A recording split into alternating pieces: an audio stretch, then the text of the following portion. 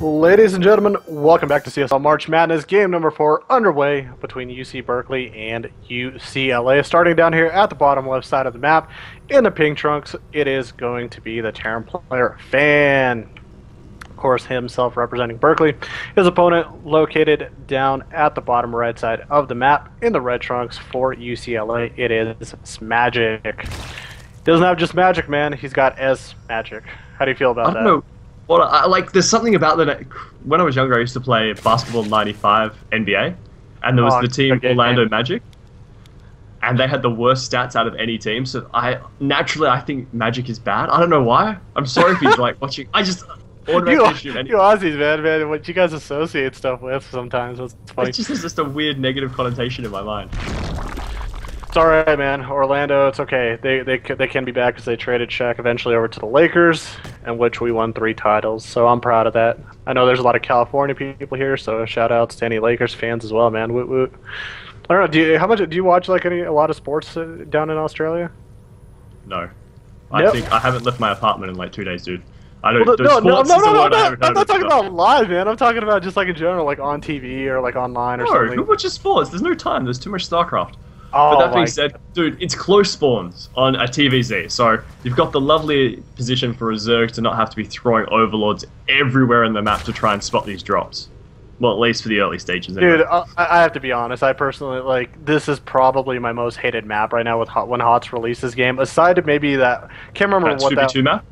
That 2v2 map's hilarious. What was the one? They didn't include it into the final HOTS release, but it was like that snowy map. It was something Peaks or something like Howlon Peaks or something like that, but it was like Xelnaga but snowy. Like these 2 maps, like I have a serious issue with because there's just way too much airspace. It's way too open. It's like there's a lot of kinks that I just don't like about this map. And I just get as soon as I got the game downloaded, these are the first things I vetoed. I got this map right out of the way. I don't know. I think it creates bad games, personally. Yeah, I know. I mean, that 2v2 map, the ability to wall off and just basically sit there on 2 bases and amass an army and just try and do a death ball attack was way too easy. And I really has gone down. Reapers are coming out. Hasn't yet gone for the SCV across the field to try and build a bunker. Yeah, and this is something that's been really bothering a lot of Zergs right now. Reaper play, the opening harass, it's been actually fairly tough for them to deal with some of it, especially if you're not at a pro level. And, I mean, again, we're seeing this kind of come out as Fan from, like, a normal standpoint, but there's some Terrans that decide to open up, like, 8 racks Reaper, which is a bit almost obnoxious, nearly impossible to hold off because the bunker comes out there early. There's so much damage that it gets done. And as we're seeing right now, I mean, just something like this, very minimal harass coming out already. 1 drone gone, so already the Reaper basically being fairly successful. He's going to be able to take out a couple Lings as well. Now, good play by Magic. He's trying to kind of catch him on the low ground, but overall a good micro from Fan at the moment. And if you guys remember Fan, man, he was a big key part of last year's Berkeley successful season. He did such an amazing job. Just basically one of the main Terrans that was utilized. He performed so well. In the finals, I'm pretty sure he won 2 games, if I'm not mistaken. I need to double check that. He might have won 1 out of 2 or 2 out of 2. But overall, I mean, big part. Managed to do an insane amount with that Reaper. The Reaper's still on 5 health. Will start to regen very shortly. Hasn't managed to go for the bunker. Looks like he's just going to play it safe and go for the CC. Bunker lets the Reaper harass. Doesn't have any other Reapers on the way either. Just this final one. And look at this, man. I think Berkeley practices together, man. There's been rumors, there's been streams that we've seen where they've worked together, and this has got to be because what are we seeing right now? We saw this earlier today in game number 1, didn't we? This is the 3CC build from yeah. 1J. Exactly, almost the same exact thing. So trying to pull off the same exact type of build. The only difference really being the absence of a bunker, but it's kind of when that hatchery pops, it's kind of difficult to get that bunker down, just because of the creep spread being so thorough throughout the map very quickly. Now, 2 queens out, no way you're going to get a bunker down. Indeed. Now, looking at UCLA, going back to them, got to give them a little bit of love. Last year, they actually did pretty well themselves, got into the playoffs, but unfortunately ended just a tiny bit short. They only had 2 games, if I'm not mistaken. Yeah, last playoffs they beat University of Minnesota Twin Cities 4-3, and then unfortunately lost to UBC, University of British Columbia 0-4. But during this run, during this tournament, they got revenge, man. They went 3-0 over Louisiana State. They beat UBC. They got revenge over UBC 3-0. and they also beat Wisconsin Madison 3-1 men. So they're kind of coming on. They're coming into here with a pretty good score and hot streak as well. The really nice thing about taking a 3 CC build on this map is the fact that it's pretty easy to defend the third base with a bunch of C takes on the high ground, not to mention just Reapers and the like, just being able to jump up and elevate themselves in between the high ground and the low ground to defend that position. So I'm kind of curious as to how S-Magic's going to transition towards an additional base himself with that in mind. Yeah, again, like I was mentioning earlier, I mean, this is just such a wide open map. This is going to be so tough to deal with. And I really like this coming out of panel. A lot of Terran players are starting to really love the bio style of play when they include mines. It's kind of almost like the new bio mech in a sense. They really don't have to include tanks as long as they have Marine Marauder, a lot of medevacs and mines that are placed sporadically kind of all over the map and nearby some of the engagement points.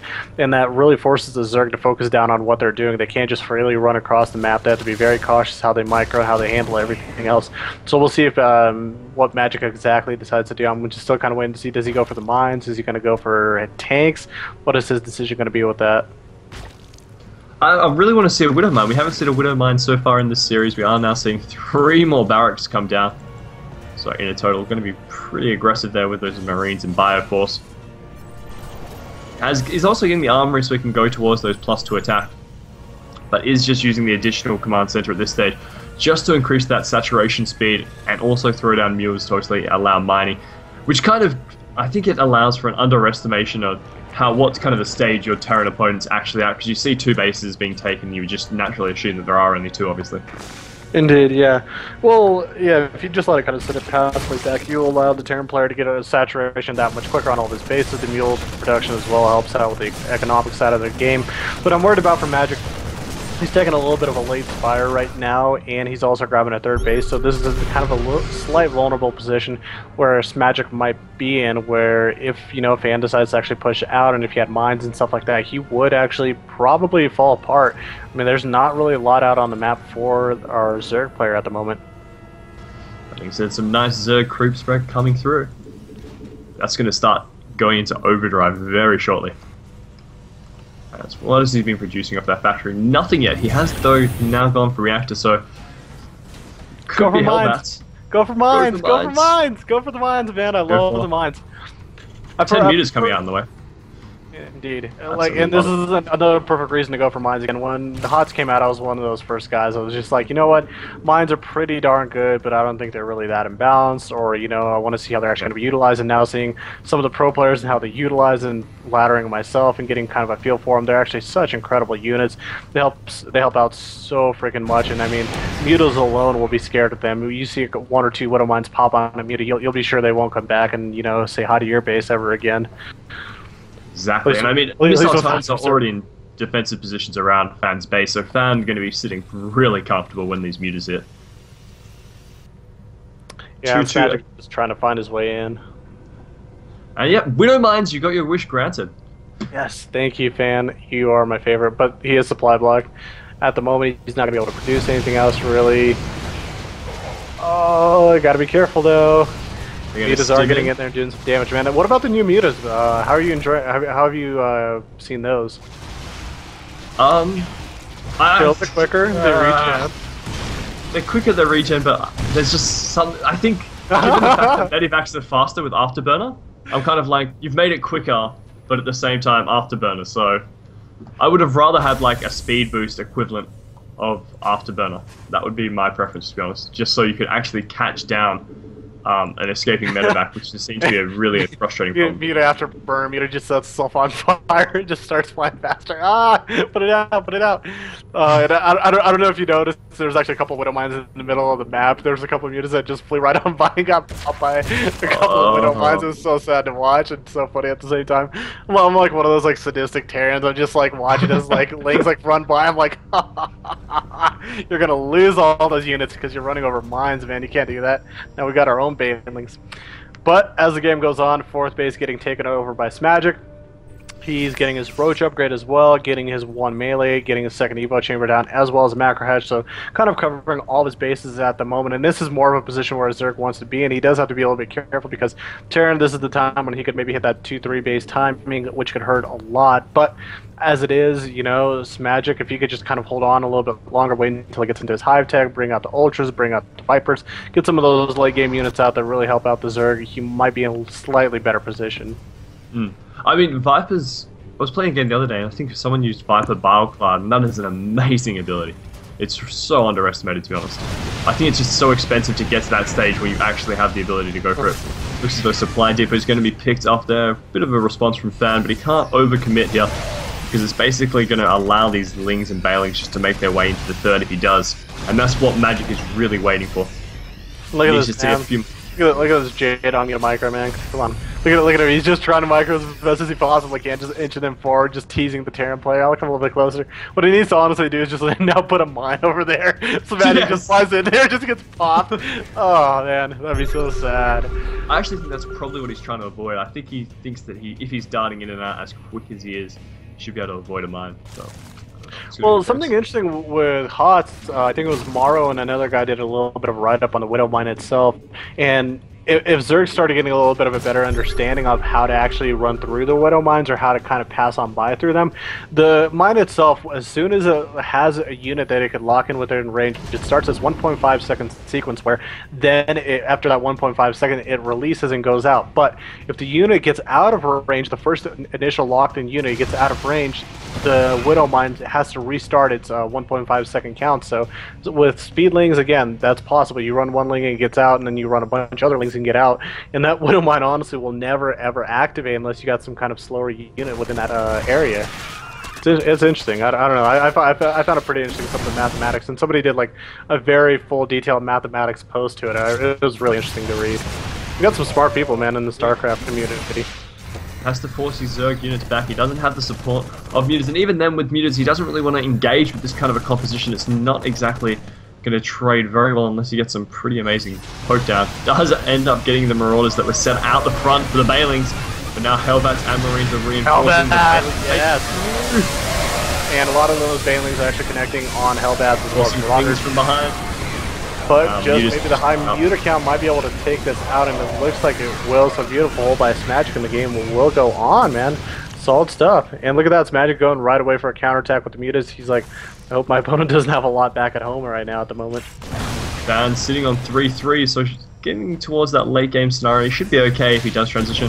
Did he just pop afterburners? Okay.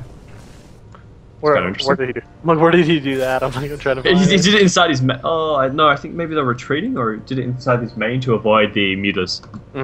Well, that's actually something, also another thing as a Terran player, I've enjoyed that, because, you know, sometimes you get those medevacs stranded out in some of the bases or some of the areas, and Mutas can pick them off easier. Protoss, just normal speed stalkers, can catch them, but now with the afterburners, even if my whole army's been cleared out, I could at least have the opportunity to save my medevacs and get them on out of there. And I don't know, I've seen it. I like it as a new asset. A lot of people have been talking about it, wanting more of a nerf as we see this attack hit this 4th base, forcing to cancel. I mean, if you had an idea for a nerf for the medevac boost, what would it be? Or if you had one? I would rather they just had increased movement speed and not burners, to be honest. Interesting. I don't know, like, I've heard a lot of like different stuff. That's actually the third, that's like the third main option I've heard, probably. The other ones, like for myself, I've said make it cost energy, something like 10 or 15 energy. That way Terrans have to consider it strategically and just can't pop the burst as soon as they possibly can off the first round, and once they stim, they just completely fall apart, so they have to account for that. Heard also, I think it was Bailings increase in Bailings as they cross. And beautiful control. This is such beautiful control by Fan, making sure all of his Marines actually get on out of there, kept the Marines, kept the Marauders and the Hellbats in front so they soak up all the damage. And now as we see, he's got to press on forward, man. This is a good play by both players. This is actually such nice control. Yeah, but I feel as though Fan is essentially just buying time for him to get those expansions, prevent him from... He's kind of prevent... sorry. Smagic is basically just buying time to go to that later tier stage of Zerg, which is pretty deadly to deal with. It's just going to come down to whether or not we can see that control of that micro coming through from Fan with multiple drops, not to mention I mean, at this stage, we haven't really seen many drops come through. He does have a clear path into the natural if he does choose to go there. Obviously, he doesn't have that vision, but has a few options available to him to try and make it in there. And that kind of play is really what we need to see in order for him to get that advantage and that edge in this game at the moment that he's starting to come out a little bit behind him. Well, the thing I'm worried about with this amount of mute is you're really risking that you're going to be able to engage this army heads up somehow. At this point, we look at Fan, he's sitting at 3-3. The mutas are at 1-0. The Lings right now at the moment are only at, if I'm not mistaken, at 1-2. So they've got 1 carapace, 2 attacks, so not even 2-2 finished up. So right now, this Magic's kind of biding his time, and I just heard a Widow Mine pop. Where did pop? I love hearing that like across the map. I just hear a Widow Mine pop. It's near the Zelda. Near the of those mutas, nice cover over for the Lings and Failings to follow suit. Split. But nice splits will basically have them all detonated before they do any real damage. Oh, here we go. Darren pushing on forward. This is so nice, and he's got the Widow Mines alive. He's got some Hellbats, man. He's got a lot of Marines. Right now, Smagic actually has to pull kind of something right out of his hat, man. Pull the rabbit out of the hat. Got to do something right here. Doesn't have a lot of units to help himself out. And a little bit of an overstim there. But the stim worked against him. That was a little bit of an overstim, yeah, no doubt about it. But he does have Widow Mines, which he could burrow if he actually decides to burrow. And he's not burrowing the Widow Mines and losing all of his units. No, Fan, no. What are you doing at the moment? This is crazy. Yeah, at the moment, I mean, Fan being obviously getting a lot of pressure from the mutas. But that being said, despite the fact that Fan did lose the bulk of his army, he's currently on what? 4 bases, doesn't really have to worry too much about it, should still have enough of a bank to resupply the majority, but the mutas cost such a ridiculous amount of gas that was actually a decent trade from even then trading those massive amounts of Marines to a degree. Yeah, indeed. And I mean, I'm looking back over here at Smagic's base. He does have Hive Tech, but I don't see an Ultralisk Cavern anywhere. I don't see a Greater Spire out yet, so he is not going to be able to produce those heavy late game units that will really help himself out. And I mean, with the new Ultralisk being able to do a little bit more damage against light. Actually, wait, it's not does more damage against light. I think it does the same damage now against light as it does against heavier units, like against mech and whatnot. Against more armored. I'm trying to figure out the proper way to describe this. I forgot what it was technically defined as. Somebody could do it in chat. I'm a college student. I'm lazy. You know, oh, these units are getting so close to the Widow Mine. It's kind of like baiting them, coaxing them over. Yeah, this is definitely kind of a little bit of a rough position for Smagic. I mean, we look at Fan, he's sitting right now on a total of 5 bases. He has a very healthy and saturated economy. Smagic's 5th base right now is completely unsaturated, even though he does have the double gas. He had his 3rd attack, so he lost a few drones in that regard. So he's got his 4th going, but I'm just overall like worried just in general. I don't think he has the necessary late game units to be able to handle what Fan's bringing to him at the moment. Yeah, Smagic I think Smagic's done this for mainly just to avoid those drop situations that we've been seeing a lot of with the massive amounts of mutas. But obviously in the late game transition, he really needs to transition, and this is what's going to cost him here with these mutas getting absolutely destroyed. And Fan's being lazy, not even splitting, but that's more than enough army, and Smagic's calls the GG! Dude, winner, chicken dinner, UC Berkeley going on to the round of 4. 3-1. That was a solid play by them, though. That was a really solid play. I enjoyed it. Yeah, I mean, it wasn't completely one-sided. There were some good opportunities for both teams to take out that game, and fairly even, despite, obviously, UC Berkeley's renowned reputation for taking out the last series. Yeah, and I kind of found it interesting that in the first game that Knight was able to take out 21 Jig, and with Berkeley putting out 3 Terrans, 2 Zergs, and UCLA putting out 4 Zergs, 1 Terran. So I think that's kind of one of those things where some teams might be a little bit too Zerg heavier right now with the new balance. They might not be ready to be able to absorb all the Terrans and Protoss that they face against. So regardless, good play by Berkeley. Congratulations to you guys. We're going to be excited to watch you guys next week as you play in the round of 4. We're going to be moving on to our second series of the night, which is going to be with Northern Arizona University versus Maryland College Park. But we will take a commercial break before that, and as well, reminder guys, come to our Raid Call channel group 1111. Don't forget about that. Chill with us in the lounge, discuss, hang out, chill, and later in the afternoon, actually later in the evening, we're going to have a little bit of a special thing going on in Raid Call, so be sure to be a part of that, as well as big shout-outs to our sponsors, NCIX. Check them out, ncix.com, as well as scholarships from Azubu. 4 of them, I think it's like 4,000 each, if I'm not mistaken, per scholarship. It's a lot of different stuff: MVP, community, something else, and something else. I'll have to double check that again, so I don't sound like a dummy. But we'll be right back with Shiro, myself, and Daniel T, our OBS. Don't go anywhere.